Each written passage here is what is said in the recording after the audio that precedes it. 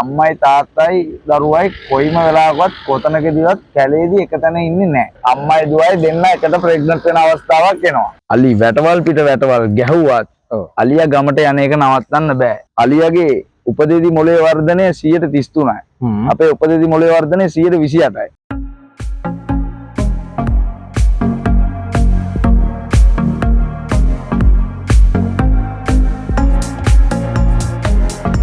හරි අපි යන්න යන්නේ සෆාරියක්. අද සෆාරිය යන්නේ මින්නේරිය. බලමු. අවුව ටිකක් වැඩි සෙනසුරාදා දවසේ වාහන ටිකක් වැඩි. බලමු. මින්නේරිය ජාතික වන උද්‍යානය. වනදීවි සංරක්ෂණය බලන්න. මෙතන තමයි මේන් දොරටුව තියෙන්නේ. ප්‍රධාන දොරටුව මෙතන. වාහන ගොඩක් මෙතනින් ඇතුල් වෙනවා. මෙතනින් අපි ඇතුළට යන්. එන්නකෝ බලන්න.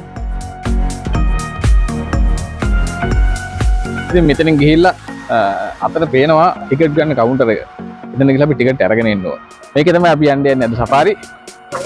මේ පැත්තෙන් ඉන්නවා අපේ යාළුවෝ ටික රිෂාන් යනවා පංජු ඉන්නවා මෙයත් එක්ක තමයි අද සෆාරිය අපි යන්නේ මේ ඉන්නේ පහන් එක තමයි අද යන්නේ පහන් බලමු අපිට මොන විදිහට ලස්සන වැඩ ටිකක් වෙන්නේ නැද්ද කියලා පහන් එක අපි නගිනවා ජිප් එකට දැන් යමු පහන් මේ පැත්තෙන් නගිනවා මං නගිනවා එහා පැත්තෙන්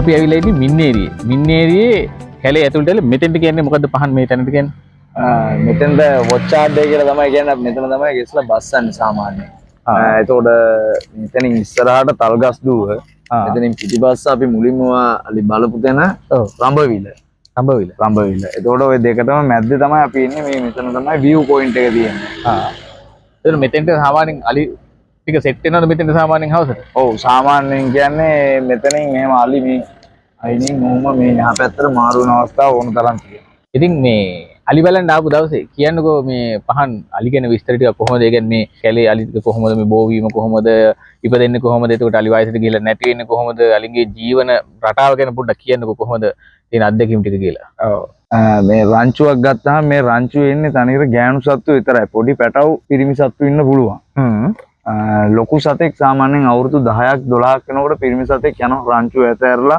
තනියම ගිහිල්ලා ඉන්නේ. එයා ඒක ඇල්ලේවල නැවත එයා මද කිපෙන කාලෙදි විතරයි රංචුවට එන්නේ. හරි. ඒකෙදි එතකොට අපි දැන් තුම්පත් රෑන ගැන කතා කරනවානේ. ඔව්. ඒතර ඒකේ ගොඩාක් කට්ටිය හිතාගෙන ඉන්නේ තුම්පත් රෑන කියන්නේ අම්මයි තාත්තයි මේ දරුවයි කියන දේනේ. ඔව්. ඒකේ ඇත්ත කතාව කියන්න පැහැදිලි කරලා. ඒකේ ඇත්ත කතාව කියනවා නම් අම්මයි තාත්තයි දරුවයි කොයිම වෙලාවකවත් කොතනකදීවත් කැලේදී එක තැන ඉන්නේ නැහැ. පිරිමි සතෙක් මේට් කරන අවස්ථාව විතරයි රංචුවේදී ඉන්නේ. ඔව්. ගෑනු සතෙක් දැන් අපි ගමුකෝ අපේ පළවෙනි ගෑනු සතා අපේ අම්මා කියලා ඉවරලා. ඔව්. එයාගේ දුවගේ දුවයි. ඔව්. ඔය තුන් දෙනා තමයි තුම්පත් රෑන විදියට ඒ කියන්නේ ලොකු රංචුවකින් කැඩිලි ඉවරලා දැන් මගේ මම ගෑනු සතෙක් කියලා ගත්තොත් මගේ පළවෙනි පැටියා ගෑනු සතෙක් නම් මම මෙතනින් කැඩෙනවා. මේ රංචුවෙන් මම පොඩ්ඩක් වෙන් වෙලා ඉන්නේ. ඊට පස්සේ මගේ පළවෙනි පැටියා ගෑනු සතා එයා ලොකු වෙනකොට එයාට ඉපදින්නේ ගෑනු සතෙක් වුණොත් ඔය තුන් දෙනා ඔය රංචුවෙන් කැඩිලා එහෙමම යනවා. ඒකට ගිහිල්ලා එයාලා තුම්පත් රෑන විදියට ජීවත් වෙලා එයාලගෙන් තව රංචුවක් එයාලා බෝ කරනවා. ඒකට මේ දෙන්න එකට එකතු අම්මයි දුවයි දෙන්න එකට ප්‍රෙග්නන්ට් වෙන අවස්ථාවක් එනවා. එතකොට එහෙම තමයි තුම්පත් රෑන වෙලා අන්තිමට රංචුවක් විදියට ලොකු වෙනවා. ඕක මේ තුම්පත් රෑනේ කතන්දරේ මට ඕක කියන්න ලොකු උමනාවක් තිබ්බා. මොකද තුම්පත් රෑන කියන්නේ ඒක. ඒ කියන්නේ නැත්තම් ගොඩාක් වෙලාට අපි දකින්න විදිහට හිතාගෙන ඉන්නේ ප්‍රතිරූපයට ගෙදර පවුලේ තුන් දෙනා තමයි මේ ඉන්නේ කියලා. අම්මයි තාත්තයි දුව හො පුතා කියලා නෑ. තුම්පත් රෑනේ කතාව ඒක. එතකොට කියන්නකෝ මේ සාමාන්‍ය මේ මින්නේරි ගතුනේ පිරිමි සත්තු කියන්නේ අඩු ප්‍රමාණයක් දින්නේ එතකොට. නෑ පිරිමි සත්තු ඉන්නවා. පිරිමි සත්තු ඔක්කොම කියන්නේ සාමාන්‍යයෙන් මද කිපුණාම විතරයි පිරිමි සතෙක් දකින්න ලොකු chance එකක් තියෙනවා. අපි පාරේදී දකිනවා නේද ලොකු ශරීරයේ ප්‍රමාණයෙන් විශාලයි අලි පාරේදී දකින්න. ඔව්. ඒක අපිට මේ කැලේදී වගේ අලියෙක් සෙට්ටුන් නැහැනේ දැක්කේ නැහැනේ අපි. මේ ගමන් දැක්කේ. එතකොට ඒ පාරේදී දකින්නේ ඒ තමයි පිරිමි සත්තු. ඔව්. එතකොට ගමට එන්නේ පිරිමි සත්තු විතරයි. ඔව්. ගෑනු සත්තු හරි මේ රංචුවක් කලාතුරකින් ගමට ආවොත් මිසක නැත්තම් එන්නේ අනිවාර්යෙන් පිරිමි සත්තු. අපි අලි මිනිස් ගැටුමට විසඳුමක් නැති එකම ප්‍රශ්නේ මිනිස්සු කැලේලි කරන් ගමට යන එක නෙමෙයි. අලියට ඕනේ මද කිපුණු කාලේ වැඩි කරගන්න. එතකොට එයාගේ මද කිපිච්ච කාලේ වැඩි වුණාම තමයි එයාට වැඩි ගෑනු සත්තු ප්‍රමාණයක් එක්ක මේට් කරන්න chance එකක් තියෙන්නේ. ඔව්. සාමාන්‍යයෙන් ගෑනු සතෙක් ගත්තොත් පළවෙනි මේටිං ටයිම් හීට් එක එන්නේ අවුරුදු 7න්. හා හා. එතකොට ඒ අවුරුදු 7න් ආවට පස්සේ එයාගේ choice එකක් තියෙනවා. ඔව්. එයා තෝරන්නේ රංචු වයස්ගතම මද කිපුණු ශක්තිමත්ම අලියට තමයි එයා මේටිං chance එක දෙන්නේ. ගෑනු සතා. එතකොට පිරිමි සතෙක් හැම පිරිමි සතෙක්ම try කරන්නේ දැන් මුලින්ම මද කිපිච්ච සතාගේ සාමාන්‍යයෙන් අවුරුදු 20ක් විතර තමයි දවස් ප්‍රමාණය තියෙන්නේ මද කිපිලා. ඔව්. වෙන කම්බුල් දෙමනවා කියලා කම්බුල් දෙමනවා කියලා කියනවා. මේ දෙපැත්තෙන් ශ්‍රාවයක් ගලනවත් එක්කම මුත්‍රා කන්ටිනියු ගලනවා. සාමාන්‍යයෙන් අපිට හොඳට අඳුර ගන්න පුළුවන් දුර තියලම අපිට ගඳ දැනෙනවා. ඔව්. බය වුණොත් එහෙම වැඩිපුර මුත්‍රා ගලනවා. ඔව්. කේන්ති ගියොත් ඒත් වැඩිපුර මුත්‍රා ගලනවා. ඔව්. මෙයා ඔය දවස් 6ක් හෝ 4ක් හීට් එක තියෙන ගෑනු සතාගෙන් ගෑනු සතා හොයාගන්න පුළුවනුත් ඒ මද කිපිච්ච පිරිමි සතාටම විතරයි. එයා එතකොට එයාගේ හොඬේ ගෑනු සතාගේ ලිංගේන්ද්‍රය ඇතුළට දාලි වරලා මේ උඩ හක්කේ තියෙනවා දතක් පිරිමි සතාගේ. ඔය හොඬ වැල අරගෙන මේ දතට තිබ්බාම තමයි එයා දැනගන්නේ මේ ගෑනු සතා හීට් එකේ ඉන්නේ කියලා. ඒතකොට එයා දන්නවා දවස් 6ක්ද 4ක එක්කෙනෙක්ද මේ කියලා එයා දන්නවා. ඔය ඊස්ටර්ම්ස් කියලා ස්රාවයක් තමයි ඔය ගෑනු සතාගේ හීට් එක කියලා ඉවරලා ලිංගේන්ද්‍රයෙන් ඒක හොයාගන්න පුළුවන්. ඒතකොට සාමාන්‍යයෙන් දවස් 6ක සතෙක් නම් ඔය මද කිපිච්ච පිරිමි සතා ගාඩ් කරනවා දවස් 3ක්. දවස් 3ක් ගාඩ් කරලා ඉවරලා ඊගාව දවස තමයි සරුම දවස. ඒ සරුම දවසේ මේට් කරලා ඉවරලා පැය 24ක් ඇතුළත වෙනකන් ඉඳලා ඊට පස්සේ රංචු අර ගෑනු සතාව ඇතැරලා දාලා යනවා. වැරදිලා හරි ගෑනු සතා තරුණ ගෑනු සතෙක් නම් ඔය අවට ඉන්නවා තව මෙයාට වැඩිය දුබල මද කිපිච්ච ආලිය. ඒ කියන්නේ මෙයා ප්‍රබලයෙක්. ප්‍රබලයට තමයි chance එක. මෙයාට වැඩි අර අඩු ශක්තිවර්ධකයන් ඉන්නවා. ඒකට එයාලා මොකද කරන්නේ? එයාලත් ඇවිල්ලා මෙයා ගියාට පස්සේ මේට් කරනවා මේ සතා. හැබැයි ඔය සතා ගෑනු සතා වයසක එක්කෙනා නම් එයා දන්නවා කොච්චර කරත් මේ මේට් කරපු පළවෙනි එක්කෙනාගේ තමයි මේ පැටියා. මෙතනින් යාට මේට් කියලා දෙයක් වැඩක් නැහැ. මෙයාට එපා වුණත් තව එක දවසකින් දෙකකින් මගේ හීට් එක ඉවරයි. මම එතකයි යනවා මෙයාගේ පස්සෙන්. කියලා යනවා අර පිරිමි සතාගේ පස්සෙන්. ගිහලා එයාගේ හීට් එක ඉවර වුණාම එයා නැවතෙනවා රංචුවට. දැන් සාමාන්‍යයෙන් පැටියෙක් හම්බෙන්න මාස 22ක් බඩේ තියාගෙන ඉන්න ඕනේ ගෑනු සතා. ඒ මාස 22 තියාගෙන ඉඳලා පැටියා බිහි වුණාට පස්සේ නැවත මාස 6ක් යනකම් හීට් එකක් එන්නේ නැහැ. ඒ මාස 6න් පස්සේ පැටියා තනකොළ කන්න පටන් ගන්නවා. මාස 6 වත පොඩ්ඩක් එහා මෙහා වෙන්න පුළුවන්. පොඩි වෙනස් වීම් තියෙනවා එකිනෙක සතාගෙන් සතාට. ඒතර පොඩි වෙනස් වීමක් වෙන්න පුළුවන්.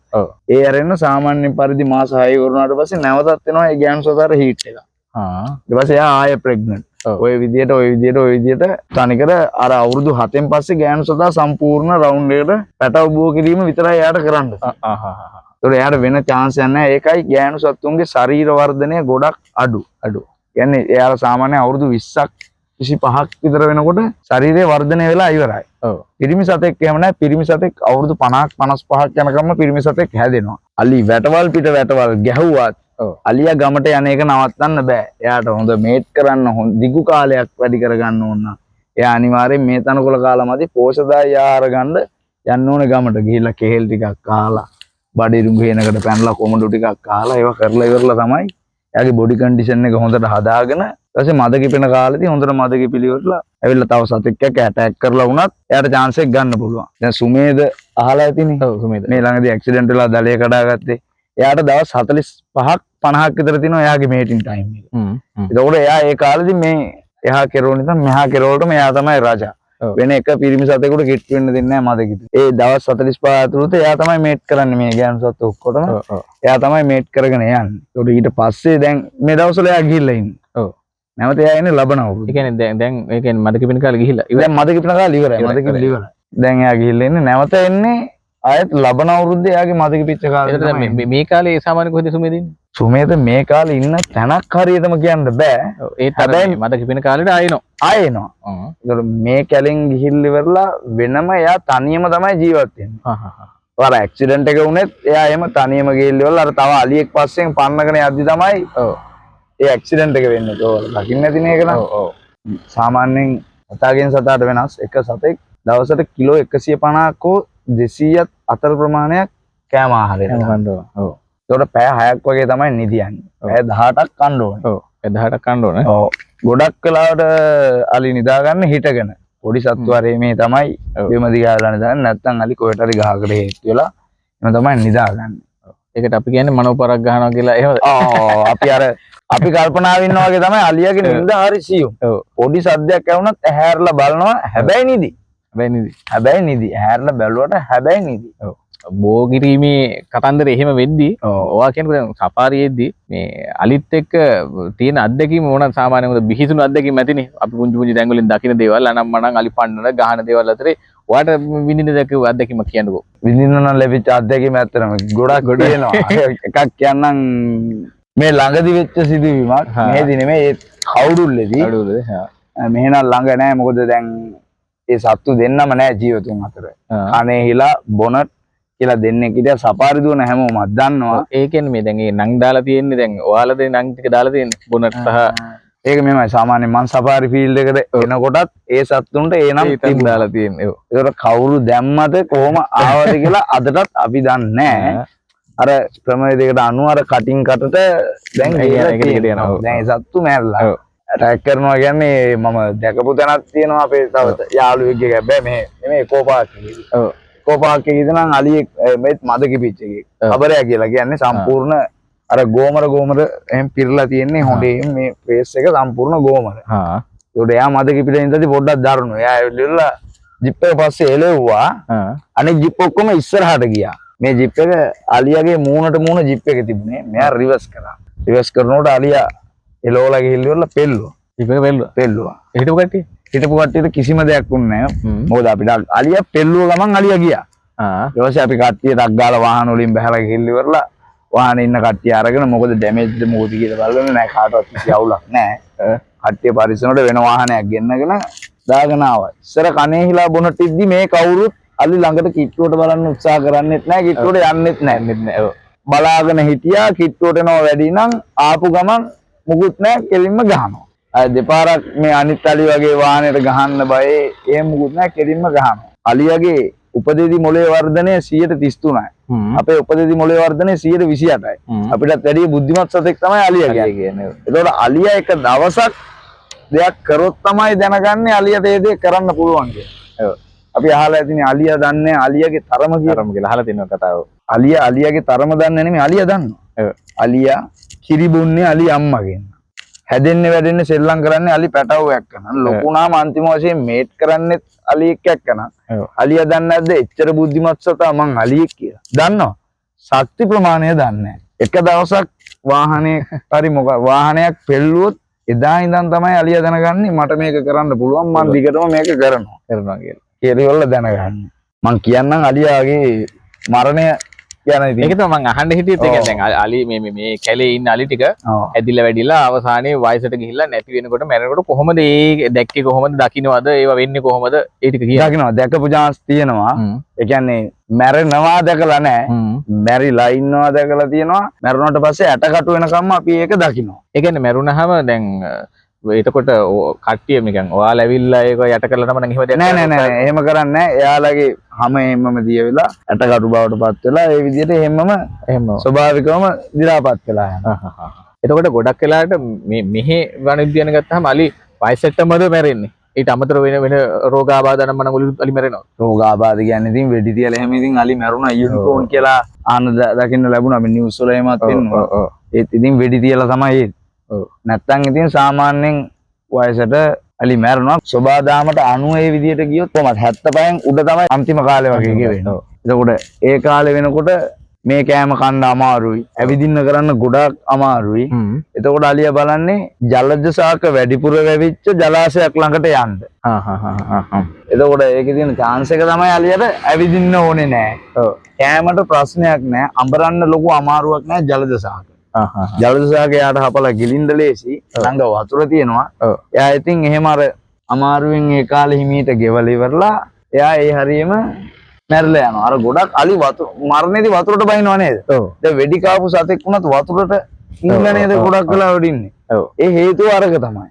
වතුරේ ඉන්නකොට තුවාලයක් තියෙන සතෙක් නම් මැස්සෙක් වහනවා වුණත් අඩුයි. නමුත් ප්‍රධාන කාරණේ වතුර තියෙනවා ළඟ. ගොඩක් වෙලාවට කැම තියෙන තැන් වලට තමයි ජපන් ජබර වගේ ඔය ඔව් වර්ග තියෙනවා. ඔන්න ඕවා කන්න තමයි ගොඩක් වෙලාවට වතුරට බෑන්නේ. ඒකට යාර ලේසියිනේ. යාට යන්න එන්න බැරි වුණාට යාට අවශ්‍ය දේ කෑමයි බීමයි විතරයි. එතකොට අලි ගැන කතාව එහෙම. ඒ කියන්නේ එහෙම තමයි අලින්ගේ කතන්දරේ. අපි ඉවර නෑ ටුවර් එක. අපි යනවා ඉස්සරහට. මේ යන්නේ පහනුයි මමයි අපේ කට්ටියත් එක්ක මින්නේරියේ අලි බලන්න. අලි බලන්න.